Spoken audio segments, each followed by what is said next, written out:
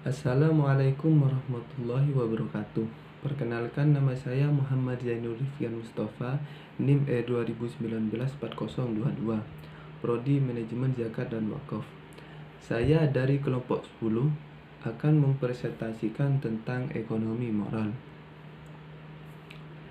Tindakan ekonomi dalam masyarakat yang berhubungan dengan ekonomi moral tidak hanya dihadapi oleh komunitas petani saja, tetapi juga oleh komunitas pedagang. A. Ekonomi moral petani. Gisiskud menyatakan bahwa moral ekonomi petani didasarkan atas norma subsistensi dan norma resiprositas, di mana seorang petani mengalami suatu keadaan yang menurut mereka dapat merugikan kelangsungan hidupnya, maka mereka akan menjual atau menggadai harta benda mereka.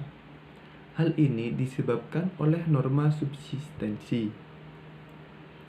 Sedangkan resiprositas akan timbul apabila ada bagian dari anggota masyarakat menghendaki adanya bantuan dari anggota masyarakat yang lain, yang dapat menyebabkan berbagai etika dan perilaku dari para petani.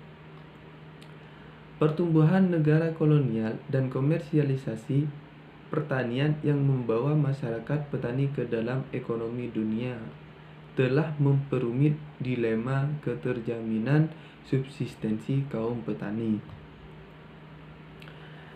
Hal ini disebabkan sekurang-kurangnya oleh 5 cara, yaitu yang pertama, ketidakstabilan yang bersumber dari pasar.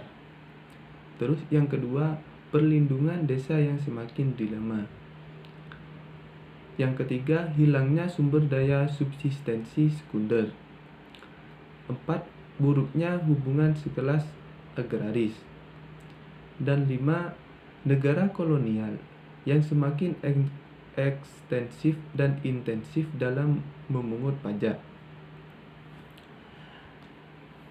B. Ekonomi moral pedagang.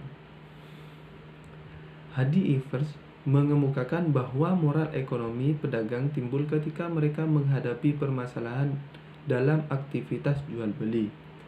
Ia mengatakan bahwa para pedagang seringkali mengalami dilema. Menurut moral ekonomi timbul karena adanya pertentangan dalam diri pedagang sendiri. Apabila yang menjual dengan harga yang tinggi, maka dagangannya tidak akan laku atau tidak laris. Apabila ia menjual dengan harga murah, sedangkan modal sangat mahal, maka kerugian yang akan dialami. Dalam keadaan seperti ini, Hadi Ivers berpendapat bahwa pedagang berusaha mencari jalan keluar sendiri. Di antaranya adalah dengan memilih jalan untuk merantau atau membuka usaha di negeri orang. Sehingga tantangan batin pun tidak ada lagi. Hadi Ivers memandang bahwa pedagang adalah manusia yang kreatif dan dinamis. Mereka bisa menyelesaikan masalah pribadi tanpa melanggar norma-norma yang ada.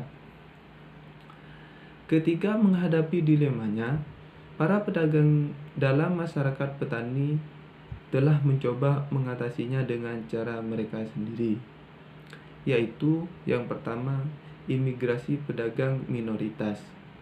2. Perbentukan kelompok-kelompok etnis atau religius. 3. Akumulasi status kehormatan. 4. Munculnya perdagangan kecil dengan ciri ada uang, ada barang. Dan yang terakhir, depersonalisasi hubungan ekonomi. Baik, terima kasih. Wassalamualaikum warahmatullahi wabarakatuh.